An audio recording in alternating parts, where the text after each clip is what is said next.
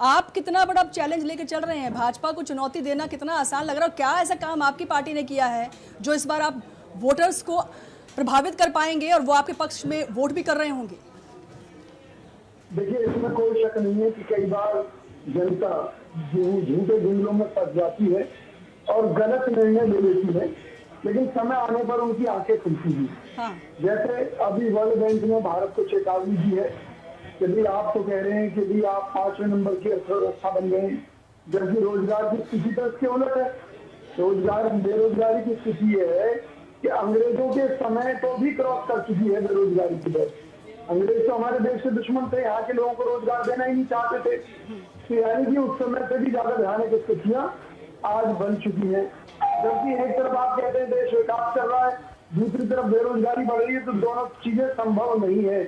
यानी कि जो 5 ट्रिलियन की बात है वो लोगों से टैक्स के तौर पर निचोड़ कर पैसा इकट्ठा किया जाए। यूपी में आपका एलआई चल रहा है, महाराष्ट्र में आपका एलआई चल रहा है और राहुल गांधी की यात्राएं हमने देखी है, लेकिन इस बार आपका एक्स फैक्टर क्या, ऐसा तिलिस्म क्या है कांग्रेस के पास जो आपको लगता है बहुत अपीलिंग होगा और जनता जनार्दन जो है उससे प्रभावित होकर वोट कास्ट करेगी? ये मेरा सवाल था आपसे।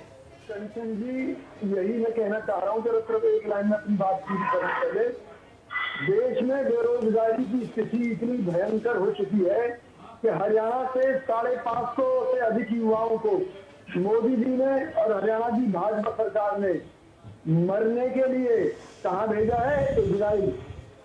जब उनसे पूछा गया कि वहां तो युद्ध चल रहा है, आप वहां नौकरी के लिए क्यों जा रहे हैं, तो उन युवाओं ने जवाब दिया कि भारत में भूखे मरने से अच्छा है कि हम इजराइल में जाकर मरे, कम से कम परिवार को 2 पैसे तो प्राप्त होंगे। ये देश की असली तस्वीर है। इलेक्ट्रॉन बॉन्ड सबसे बड़ा घोटाला है, चाहे हम महंगाई की बात करें, बेरोजगारी की बात करें, घोटालों की बात करें, घोटालों में बीजेपी नंबर। चलिए, जवाब नहीं लगते नहीं जा रही थी, लेकिन आपको लगता है कि वो तमाम ऐसे मुद्दे हैं जो आप भुना पाए हैं इस चुनाव में और इसका फायदा आपको मिलेगा? ये हमारा फर्ज है कि पक्ष में रहकर आम जनता के जीवन से जुड़ी हुई जो चीजें हैं उन मुद्दों पर उनकी लड़ाई लड़ना हमारा फर्ज है। अभी सरकार कटघरे में खड़ी है, मुद्दे बहुत हैं, उसमें सरकार के घोटाले भी मुद्दे हैं, मोदी जी ने जो कहा वो हमेशा उसका उल्टा किया, लेकिन फिलहाल जो 2 मुद्दे ऐसे निकल कर आए हैं जो सरकार के गले की फांस बन गए हैं। सबसे पहला मुद्दा कोरोना के वैक्सीन का, जो कि मोदी सरकार ने उनसे चंदा लिया, जबरदस्ती लोगों को वैक्सीन लगाई गई। आज सरकार कहती है कि नहीं जी हमने कोई जबरदस्ती नहीं की, जबकि उस टाइम नियम ये था कि तनख्वाह चाहिए तो वैक्सीन लगवा कर लाइए, दूसरे स्टेट में जाना है तो वैक्सीन लगवा कर लाइए, ट्रेन में यात्रा करनी है तो वैक्सीन लगवा कर लाइए। इसके अलावा इलेक्ट्रॉन बॉन्ड, अभी मेरी बहन बड़ी तारीफ कर रही थी, जनता को पता चला, कैसे पता चला? सुप्रीम कोर्ट ने डंडा घुमाया कि नहीं भाई ये सारी सच्चाई जनता के सामने आनी चाहिए, किसने किसको चंदा दिया। उससे ये पता चला कि मोदी सरकार ने जिन जिन पर सीबीआई ईडी के छापे पड़वाए उनसे चंदा ले लिया, सारी जांचें बंद हो गई। उन्होंने जिस कंपनी के 286 करोड़ रुपए माफ किए टैक्स के तौर पर, जो जनता का पैसा था, बदले में मोदी जी ने 150 करोड़ रुपए ले लिया। किसी को टनल बनाने का ठेका दिया तो उससे चंदा ले लिया। तो जो डकैती देश की जनता के साथ की गई है, जो वैक्सीन के नाम पर लाखों मंगलसूत्र छीनने किया है, इसका जवाब देने में भारी पड़ रहा है।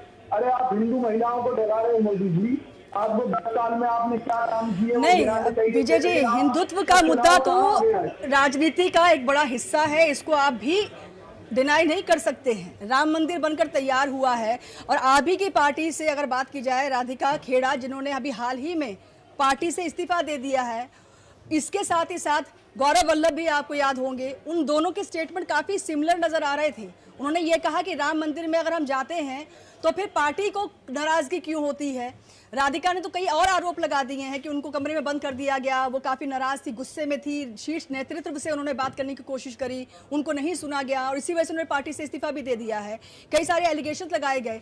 आपके अंदर खाने इतनी कमजोरियां नजर आ रही हैं, आपके पार्टी के नेता पार्टी छोड़ के जा रहे हैं, क्या कहेंगे इस पर? देखिए, बीजेपी के पास तो कैंडिडेट है नहीं। चलिए इतना जरूर जवाब दीजिए, हिंदुत्व की राह क्या आप नहीं पकड़ते हैं? तो बीजेपी जो है दूसरी पार्टियों से नेताओं से अपोज कर रही है साम दाम दंड भेद की नीति के चलते। जैसे मोदी जी हमारे कांग्रेस के नेता नवीन जिंदल जी को कोयला चोर, घोटालेबाज क्या क्या कहते थे, उनको बीजेपी ज्वाइन कराई और आधे घंटे बाद में बीजेपी की टिकट दे दी। तो बीजेपी का जो असली कार्यकर्ता वो केवल आज दरी दिखाने तक सीमित है। आज बीजेपी कांग्रेस इन्हें हो चुकी है। सही मायने में तो मोदी जी को कांग्रेस के लिए वोट मांगनी चाहिए, उनको कहना चाहिए भाजपा खत्म हो चुकी है। ऐसा क्यों कहेंगे कोई भी जाएगी? हमने मोदी जी को कई बार चैलेंज किया कि मोदी जी आप कह रहे हैं कि 400 सीटें जीत रहे हैं, तो कौन सी वाली सीटें जीत रहे हैं? सीटों के नाम भी डिक्लेयर कर दो, पता तो चले देश को। जब आप एक भी नहीं जीतोगे तो हम 400 से ज्यादा जीतेंगे। चलिए विजय जी, एक सवाल का जवाब दीजिए। मुद्दे कई होते हैं, क्या कांग्रेस में ये कमी रह जाती है कि उन मुद्दों को किस तरह से भुनाना है, उसमें कहीं ना कहीं कमी कांग्रेस में रह जाती है? मुद्दे कई थे आपके पास जिनको आप उठा सकते थे, कांग्रेस पार्टी उठा सकती थी, लेकिन उस तरीके से उठाए नहीं गए। क्या आपको लगता है कि ये आपके लिए नुकसानदायक पार्टी के लिए हो सकता है? देखिए, कांग्रेस पार्टी के पास खोने के लिए कुछ नहीं है। अच्छा, खोने की बारी अब मोदी जी की है, जिन्होंने अपने झूठ और जुमलों से देश की जनता को बेवकूफ बनाया। अब देश की जनता उन्हें जवाब देने जा रही है, उनसे पूछने जा रही है कि लाखों महिलाओं के मंगलसूत्र कोरोना वैक्सीन के नाम पर क्यों छीने आपने? क्यों आप हिंदू मुस्लिम पर उतर आए हैं? कांग्रेस के 55 साल के राज में किसी बहन बेटी का मंगलसूत्र मुसलमान नहीं छीन पाए, इस देश को मुस्लिम राष्ट्र नहीं बना पाए। तो आज ये ऐसी कौन सी आफत आ गई कि मोदी जी को ये कहना पड़ रहा है कि भी कांग्रेस आई तो यहाँ पर शरिया लागू हो जाएगा, कांग्रेस आई तो मुस्लिम राष्ट्र बन जाएगा, कांग्रेस आई तो। चलिए ये जवाब का बिल्कुल नेताजी जवाब देंगे। नेताजी, ऐसा क्यों हुआ कि वर्क रिपोर्ट बताइए आप। कांग्रेस पार्टी ने इस देश को हमेशा ऊंचाइयों की तरफ पहुंचाया। हाँ। चाहे दुनिया में आर्थिक मंदी आई, भारत के ऊपर उसका असर नहीं पड़ने दिया।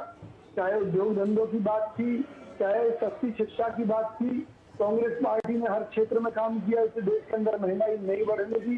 जबकि मोदी सरकार ने एजुकेशन को व्यापार बना दिया, चिकित्सा को व्यापार बना दिया। आज आप मेडिक्लेम कराते हैं, उसके ऊपर सरकार आपसे टैक्स वसूलती है। और जिस योजना का जिक्र मोदी जी करते हैं कि भी हमने ये योजना मेडिक्लेम के नाम पर हमने चलाई है, उसमें 1000 से ज्यादा हॉस्पिटल उससे दूर हो चुके हैं आयुष्मान कार्ड की योजना से।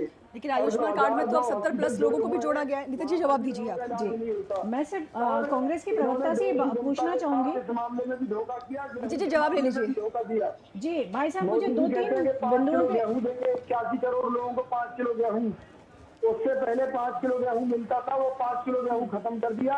और मोदी जी की दुकान चमकाने के लिए 5 किलो गेहूँ की नौटंकी पूरे देश में चल रही है। आप लोगों को गरीब पर गरीब बनाते जा रहे हैं, इसलिए 81 करोड़ लोग आज 5 किलो गेहूँ पर जिंदा रहने के लिए मजबूर है। तो हम ठीक है, मैंने आपका सुन लिया। मुझे 2-3